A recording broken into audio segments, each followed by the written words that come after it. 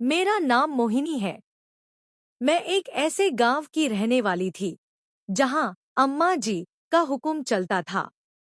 अम्मा जी हमारे गांव की सबसे प्रभावशाली औरत थी। कुछ साल पहले तक गांव के लोग सरपंच जी का सम्मान करते थे और उनके फैसलों को ही मानते थे। सरपंच जी ईमानदार और नेक इंसान थे। गांव की हर जिम्मेदारी वे खुद निभाते थे और गांव के विकास की पूरी जिम्मेदारी उन्हीं पर थी। अम्मा जी, जो सरपंच जी की पत्नी थी, उनके निधन के बाद गांव की मुखिया बन गईं। सरपंच जी का निधन होने से पहले उन्होंने अपनी सभी जिम्मेदारियां अम्मा जी को सौंप दी थी। अम्मा जी ने इस जिम्मेदारी को अपनाते हुए गांव पर अपना नियंत्रण बना लिया। धीरे धीरे उन्होंने अपने नियम कायदे बनाए और गांव के लोग उनसे खौफ खाने लगे। अम्मा जी लोगों को यही कहती कि वे जो भी करती हैं, गांव के भले के लिए करती हैं। परंतु उनके काम में डर और दबदबे का सहारा लिया जाता था। उनके चारों ओर उनके समर्थकों का जमावड़ा रहता, जो उनके हर कहे का गुणगान करते थे। मैं अपने माता पिता की इकलौती संतान हूँ। मेरे पिता गांव के एक साधारण किसान थे और मुझे बहुत प्यार करते थे, जबकि मेरी माँ ने हमेशा बेटे की ख्वाहिश की थी। मेरी माँ ने बेटा पाने के लिए बहुत प्रार्थनाएं की, पर भगवान ने उन्हें मुझसे ही खुश रहने की सीख दी। मेरे बाद जब मेरी माँ दूसरी बार गर्भवती हुई, तो उनका मिसकैरेज हो गया और इसके बाद वे कभी माँ नहीं बन सकी। इसलिए उन्होंने अपनी सारी ममता मुझ पर ही उड़ेल दी। मैंने अपने माता पिता का ढेर सारा प्यार पाया और मेरे गरीब पिता ने हर हाल में मेरी इच्छाओं को पूरा करने की कोशिश की। मेरे माता पिता मुझे पढ़ा लिखा कर काबिल बनाना चाहते थे, पर हमारे गांव में लड़कियों की पढ़ाई को गलत माना जाता था। यहाँ न तो कोई सरकारी स्कूल था और न ही लड़कियों के लिए शिक्षा का प्रबंध। लड़कों को तो पढ़ाई के लिए शहर भेजा जा सकता था, लेकिन लड़कियों के लिए गांव से बाहर निकलना मना था। मेरे पिता अक्सर बताते थे कि सरपंच जी के समय में गांव में अच्छा विकास हुआ था, पर उनके जाने के बाद अम्मा जी ने गांव का विकास तो कम किया, लेकिन चोरी छीना या महिलाओं के साथ गलत व्यवहार भी कभी नहीं होने दिया। इस कारण लोग उनसे खौफ खाने के साथ साथ उनकी इज्जत भी करते थे। अम्मा जी का असली रूप तो तब सामने आता जब कोई लड़का लड़की प्यार में पड़ते। गांव में मोहब्बत सबसे बड़ा अपराध माना जाता था और अम्मा जी किसी भी जोड़े को एक नहीं होने देती। लेकिन अनाथ लड़कियों की परवरिश का बीड़ा उन्होंने उठा रखा था।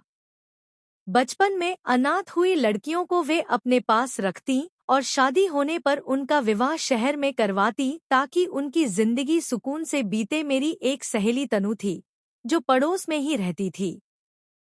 तनु के पिता का निधन तब हो गया था जब वह मात्र 16 साल की थी और उसका भाई 5 साल का। उसकी माँ खेती में काम करके बड़ी मुश्किल से घर चलाती थी। तनु के हालात देखकर मुझे अपना जीवन वाकई खुशहाल लगता था। मेरे पिता ने मुझे चुपके चुपके पढ़ाई करवाने का फैसला किया था और इस बात को हमारे गांव में कोई नहीं जानता था, सिवाय तनु के। तनु मेरी सबसे अच्छी दोस्त थी और मैं उससे अपनी हर बात साझा करती थी। बचपन में मैं अक्सर अपनी मासी के घर शहर जाया करती थी। मुझे यह बहुत पसंद था क्योंकि मासी मुझे बहुत प्यार करती थी और उनकी बातें मुझे हमेशा आकर्षित करती थीं।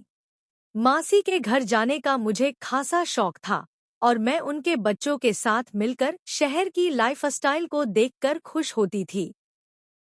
जब मैं मासी के घर जाती तो उनकी बेटी मेरे साथ खूब खेलती और उनके बेटे भी बहुत अच्छे थे, जिनके साथ मैं बचपन से ही घुल मिल गई थी। मासी के बच्चों को स्कूल जाते हुए देखकर मुझे भी पढ़ाई का शौक लगा।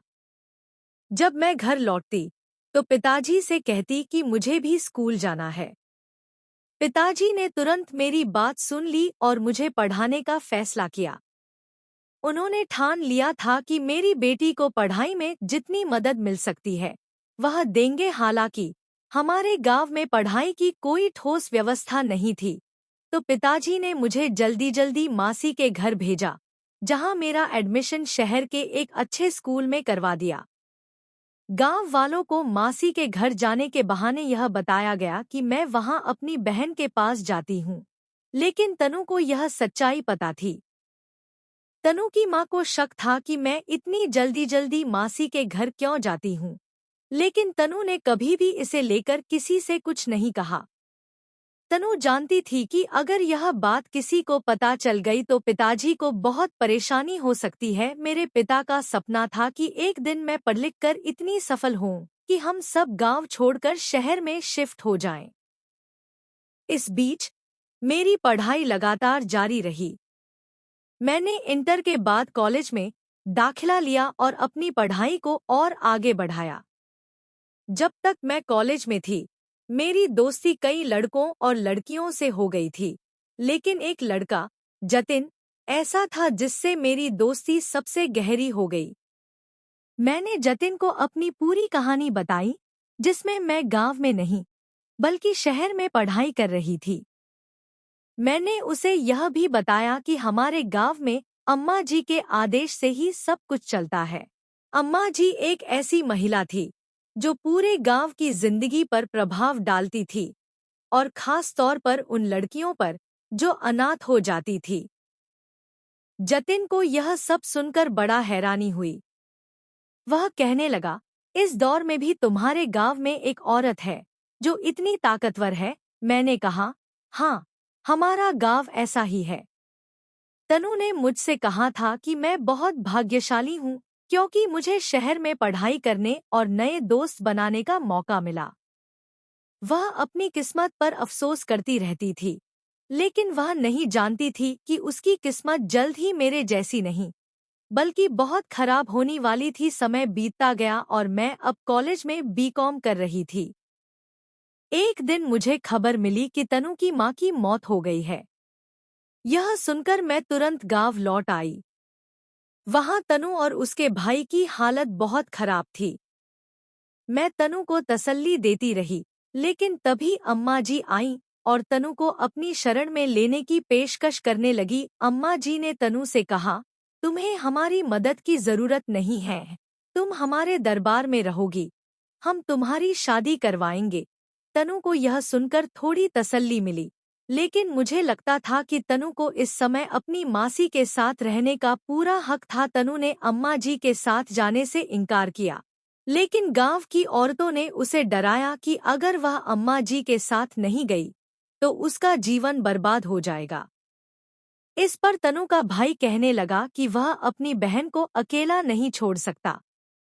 फिर अम्मा जी के लोग उसे जबरदस्ती गाड़ी में बैठाकर ले गए। मेरे लिए यह बहुत दुखद था कि मैंने अपनी दोस्त को इस हालत में देखा। मैंने तनु से वादा किया था कि मैं उससे मिलने आऊंगी।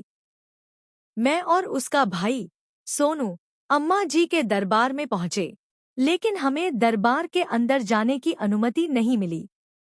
मैंने सोचा था कि हम थोड़ी देर के लिए तनु से मिल सकते हैं, लेकिन हमें वहां से निकाल दिया गया। तनु की हालत देखकर मुझे महसूस हुआ कि उसे यहाँ सिर्फ एक कैदी की तरह रखा गया है। उसकी आंखों में डर और पीड़ा थी। जब मैं वहां से वापस आई तो मुझे सोने की सुकून नहीं मिली। कुछ दिन बाद जब मुझे शहर जाना था, मैंने जतिन को सब कुछ बता दिया। मैंने उसे बताया कि तनु की हालत बहुत खराब है और मैं उसकी मदद करने के लिए कुछ करना चाहती थी। मेरी बात सुनकर जतिन ने गंभीरता से कहा, तुम्हें यह बड़ा कदम अकेले नहीं उठाना चाहिए था। तनु का भाई तो बच्चा है, लेकिन तुम जवान हो, वहां तुम्हारे साथ कुछ भी हो सकता था। जिस तरह से तुमने मुझे बताया, मुझे यही लगता है कि तुम्हारी गांव की अम्मा जी बहुत खतरनाक औरत है। भले ही वह अनाथ लड़कियों की मदद करती हूँ, लेकिन मेरा दिल नहीं मानता कि वह अच्छी औरत है। मैंने जतिन से कहा, नहीं, अम्मा जी बहुत अच्छी औरत हैं। उन्होंने कभी भी औरतों के साथ गांव में कुछ गलत नहीं होने दिया। हर औरत उनकी तारीफ करती है। अम्मा जी के होते हुए किसी की हिम्मत नहीं हुई कि वह हमारे गांव की औरतों या बेटियों को किसी गलत नजर से देख सके। जतिन ने कहा, ठीक है, भगवान करे ऐसा ही हो, लेकिन तुम तनु के लिए परेशान मत हो सकता है कि उसकी तबीयत ठीक नहीं हो, इसलिए उसे किसी से मिलने नहीं दिया जा रहा हो। उसकी बात मुझे कुछ हद तक सही लगी। मैंने सोचा, हो सकता है तनु की तबीयत खराब हो, इसलिए उसे घर में रखा गया हो। और फिर मैंने अपनी पढ़ाई पर ध्यान देना शुरू कर दिया। अब 1 हफ्ते के बाद घर जाने का वक्त आ गया था, और इस बार मुझे 15 दिन के बाद आना था क्योंकि बाकी एग्जाम्स की तारीखें 15 दिन बाद थी। इस दौरान जतिन ने मुझे प्रपोज किया। उसने कहा, मैं तुमसे बहुत प्यार करता हूँ और पढ़ाई खत्म होते ही मैं अपनी जॉब पर ध्यान दूंगा। फिर जब जॉब लग जाए तो मैं तुमसे शादी करूंगा। इस दौरान मैं अपना रिश्ता तुम्हारे घर भेज दूंगा ताकि हमारी मंगनी हो सके। जतिन की बातों ने मेरे दिल को छुआ। उसने कहा, अगर मैं लव मैरिज करूंगा तो मेरे घर वालों को कोई ऐतराज नहीं होगा। मैंने जतिन से कहा, हमारे गांव में मोहब्बत से शादी नहीं होती, अम्मा जी ही लड़कियों और लड़कों के लिए रिश्ते तय करती हैं। यह सुनकर जतिन जोर से हंसा और बोला, क्या यह किस तरह का डिसीजन है जो पेरेंट्स को लेना चाहिए लेकिन गांव की सरपंच लेती है? मैं मानता हूँ कि सरपंच का काम गांव के फैसले लेना है, लेकिन उनका यह काम नहीं है कि वह माता पिता के फैसले लें। मैंने कहा, पर हमारे गांव में तो यही होता है। जतिन ने कहा, तुम यह सब मेरे ऊपर छोड़ दो। मैं तुमसे शादी करके रहूंगा, भले ही मुझे दुनिया से लड़कर तुम्हें हासिल करना पड़े। जतिन की बातों ने मुझे और भी ज्यादा प्रभावित किया। मुझे पूरा यकीन था कि वह मुझसे शादी करेगा। साथ ही मुझे अपने पेरेंट्स पर भी भरोसा था, क्योंकि बचपन से ही उन्होंने मेरी हर ख्वाहिश को पूरा किया था। मुझे विश्वास था कि जब जतिन मेरे घर रिश्ता भेजेगा तो वे उसे स्वीकार करेंगे। जब मैंने घर वापस लौटने का फैसला किया तो मुझे नहीं पता था कि मेरी खुशहाल जिंदगी में एक ऐसा मोड़ आने वाला है जो सब कुछ बदल कर रख देगा। 1 हफ्ते के भीतर जब मैं घर पहुंची, मैंने देखा कि मेरे पिता बिस्तर पर पड़े हुए थे। उनकी तबीयत काफी खराब हो गई थी।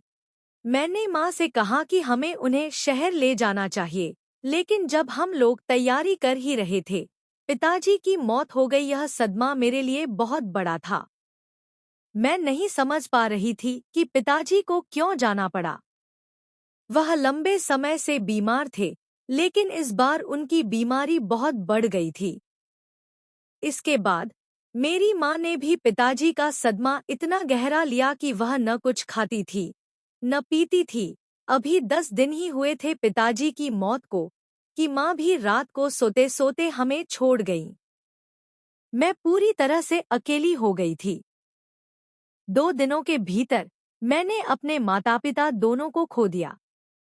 पिताजी की चिता की आग ठंडी भी नहीं हुई थी कि माँ की चिता भी मुझे अपनी आंखों के सामने जलती हुई नजर आई। मुझे तनु की बातें याद आ रही थी, जब उसने कहा था, यह जगह तुम्हारे लिए ठीक नहीं है, यहाँ आकर कभी गलती मत करना। लेकिन अब मेरी परिस्थिति भी वही हो गई थी। जब अम्मा जी को यह खबर मिली कि मेरे माता पिता दोनों का निधन हो गया है, तो वह मुझे अपने साथ ले आईं।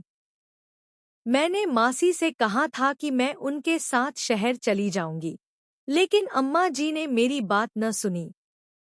मासी ने भी बहुत कोशिश की, लेकिन अम्मा जी ने मुझे जबरदस्ती अपने दरबार में ले जाकर बंद कर दिया। यहाँ अम्मा जी का असली चेहरा सामने आया। वह लड़कियों की परवरिश नहीं करती थी, बल्कि उन्हें बेचने का गंदा धंधा करती थी। गांव की लड़कियों के साथ जो कुछ भी होता था, वह सब मैंने खुद अपनी आंखों से देखा। अम्मा जी के दरबार में बंद होने के बाद मेरे साथ भी वही हुआ जो तनु के साथ हुआ था। वह मुझे उन मर्दों के हवाले कर देती थी जो पैसे देकर लड़कियों का शोषण करते थे। अम्मा जी का यह धंधा बहुत गहरे से चलता था। वह लड़कियों को पहले गांव में रखते थे और फिर जब वह पुरानी हो जाती थी तो उन्हें शहर में बेच देती थी।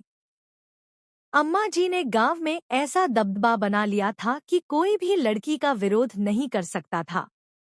अब मुझे अम्मा जी के खेल की पूरी सच्चाई समझ आ चुकी थी, लेकिन मैं विरोध करने का साहस नहीं जुटा पा रही थी। दरअसल अम्मा जी का एक हिस्सा मेरे जीवन में भी था, जिससे वो मुझे भी इस्तेमाल कर रही थी। मैं चाहती थी कि अम्मा जी को सजा मिले, लेकिन यह सब मेरे लिए असंभव सा था। इस दौरान मैं जतिन को बहुत याद करती थी। दिन रात उसकी यादें मेरी आंखों में समाई रहती थी। जतिन, जो मुझे प्यार करता था, उसे तो शायद इस सब का कभी पता भी नहीं चला कि मेरे साथ क्या हो रहा है। फिर कुछ दिनों बाद मेरी प्रार्थना का जवाब मिला। एक दिन मैंने जतिन को अपने सामने देखा, वो भी यहाँ सेवक बनकर। हम लड़कियों को एक वक्त का खाना मिलता था, जो हम अपने कमरे में खाते थे, लेकिन बाहर ताज़ी हवा लेने के लिए हमें दरबार के अंदर इधर-उधर घूमना होता था। इस दौरान कई बार मेरी मुलाकात तनु से भी हुई। जब तनु को मेरी हालत का पता चला तो उसे बहुत अफसोस हुआ। तनु ने भी मुझे बताया कि मेरे माता-पिता इस दुनिया से जा चुके हैं और अब मैं अम्मा जी के दरबार में फंसी हुई हूँ। फिर एक दिन जतिन ने मुझे बताया कि उसने कैसे यहाँ तक पहुँचने का रास्ता तैयार किया। जतिन ने बताया कि जब तुम कॉलेज में एग्जाम देने नहीं आई, तो उसने मुझसे तुम्हारे बारे में जानकारी ली। मुझे पता चला कि तुम अम्मा जी के चंगुल में फंसी हो। जतिन ने अपनी पहचान छिपाकर अम्मा जी के पास नौकरी के लिए आवेदन किया और उसकी सेवा में जुट गया। जतिन का उद्देश्य केवल मुझसे मिलना था और वह मुझे यहाँ से निकालने के लिए हर संभव रास्ता ढूंढ रहा था। रात के अंधेरे में जतिन ने मुझे बताया कि वह मेरे लिए एक रास्ता तैयार कर चुका है। वह जानता था कि यहाँ क्या होता है और वह मुझे यहाँ से बचाना चाहता था। उसने मुझे समझाया कि अगर मैं उसके साथ भाग जाऊं, तो हम दोनों को सुरक्षित जीवन मिल सकता है, लेकिन यहाँ से भागने का मतलब केवल मेरी और जतिन की सलामती नहीं, बल्कि उन तमाम लड़कियों की मदद करना भी था, जो अम्मा जी के चंगुल में फंसी थी। तुम मेरे साथ भाग चलो, जतिन ने कहा, लेकिन हम सिर्फ अपनी जिंदगी बचाकर नहीं भाग सकते, हमें उन लड़कियों को भी बचाना होगा जो अम्मा जी के कब्जे में हैं। इस पर मैं थोड़ी हेजिटेटेड हुई, क्योंकि मैं जानती थी कि अगर मैं भाग जाऊं तो मेरी जिंदगी तो सुधर जाएगी, लेकिन उन लड़कियों का क्या होगा जो अब भी अम्मा जी के दरबार में हैं। जतिन ने एक प्लान तैयार किया। उसने अपने दोस्तों से कैमरे और रिकॉर्डिंग डिवाइस मंगवाए। जतिन ने अम्मा जी के सारे राज वीडियो और ऑडियो रिकॉर्ड करके अपने दोस्तों को भेज दिए।